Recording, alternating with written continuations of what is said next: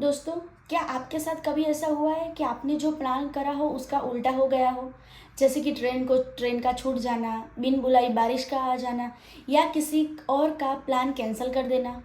आप पानी को रोक नहीं सकते, पर हाँ, उसके साथ बहना ज़रूर सीख सकते हैं। तो हेलो जी, कैसे हैं आप सब? मैं हूँ मित्तल चौरसिया। मैं एक लॉ ऑफ अट्रैक्शन कोच हूँ, मैनिफेस्टेशन कोच हूँ और आज हम बात करने वाले हैं गो विद दी फ्लो का क्या मतलब है और फ्लो में रहने से क्या फ़ायदे होते हैं और फ्लो में कैसे रहा जाता है।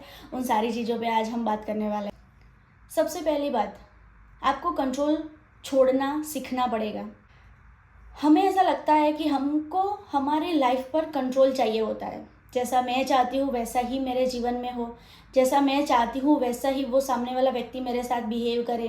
तो हम अक्सर स्ट्रेस में इसलिए रहते हैं कि हमारी मनचाही चीज़ें हमारे जीवन में नहीं हो रही है, जैसे कि दूसरों का ओपिनियन या फिर कल का वक्त।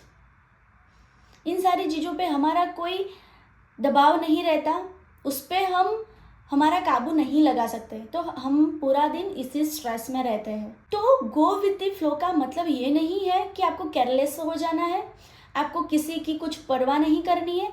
ये गो विद द फ्लो का मतलब नहीं है।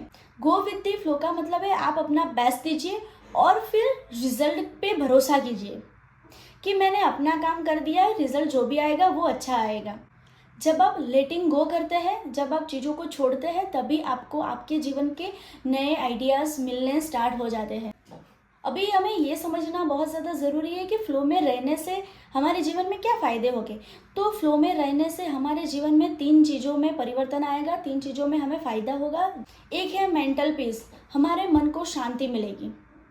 दूसरा है क्रिएटिविटी। जैसे ही हमारे दिमाग को शांति मिलना स्टार्ट हो जाती है ना, तब हमारे अंदर रियली जो भी क्रिएटिविटी है, नए आइडियाज़ है, वो बाहर आना स्टार्ट हो जाते हैं। फिर आता है सरप्राइज फैक्टर। जब हम शांत हो जाते हैं, जब हमारे अंदर नए आइडियाज़ आ जाते हैं, तो हमारे जीवन में कुछ ऐसा घटित हो जाता है जो हमने कभी नहीं सोचा होता है और हमें ऐसा लगता है कि मैंने इसके बारे में कभी सोचा ही नहीं और मेरे जीवन में कैसे हो गया, राइट। एक एग्जाम्पल सोचिए, आप किसी फ़्लाइट में जा रहे हो और वो फ़्लाइट डिले हो गई। अभी उस स्थिति में आपको शांत रह के आप एक जगह पे बैठे हो और वहाँ पे आपको एक अपना पुराना दोस्त मिल गया।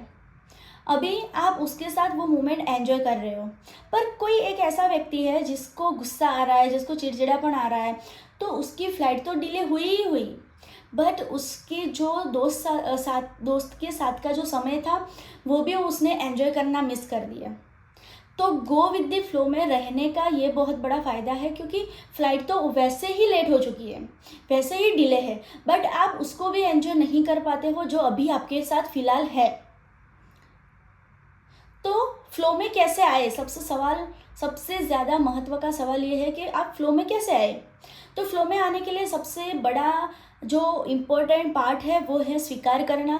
आपको आपके जीवन में जो भी परिस्थितियां हैं उसको स्वीकार करना पड़ेगा, उसको एक्सेप्ट करना पड़ेगा और उसके साथ फ्लो में बढ़ना पड़ेगा, क्योंकि जो होना था वो तो हो गया है, बट जो अभी होना बाकी है वो हमारे हाथों में है, राइट। तो हमें पानी की तरह बनना चाहिए। जैसे कि हमें पता है कि पानी अपना फ्लो, अपना रास्ता खुद ब खुद बना लेती है। बीच में न जाने कितने पत्थर आते होंगे, न जाने कितने कितने पहाड़ आते होंगे, बट कभी अपना रास्ता नदी ने नहीं रोका है। वो साइड में से कहीं ना कहीं से अपना रास्ता निकाल देती है। तो हमें भी ऐसा करना है। हमें हमारे जीवन के हमारे जीवन के अड़चनों पर ध्यान न देते हुए हमें उस जगह ध्यान देना चाहिए जहाँ पे हमें पहुँचना है। और सबसे इम्पोर्टेंट थिंग कि आपको प्रेजेंट मोमेंट में रहना है। आपके पास अभी जो है उसके साथ रहना है, अभी क्या परिस्थितियाँ चल रही है उसके बारे में सोचना है। तो अगर आप प्रेजेंट मोमेंट में रहते हो ना, तो आप रिलैक्स हो जाते हो, तो आपको फ्लो में बहने के लिए बहुत ज़्यादा सपोर्ट मिले।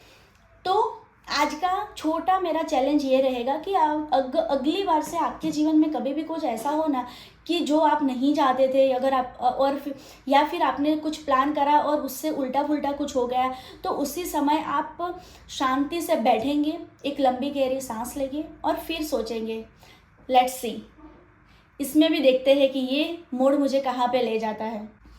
तो गाइज़, आपको ये वीडियो कैसी लगी है? अगर आपको वीडियो पसंद आई है तो फ्लो करके आपको एक कमेंट ज़रूर करनी है। और वीडियो अच्छी लगी है तो वीडियो को लाइक करें, शेयर करें, चैनल को सब्सक्राइब करना बिल्कुल भी ना भूलिए।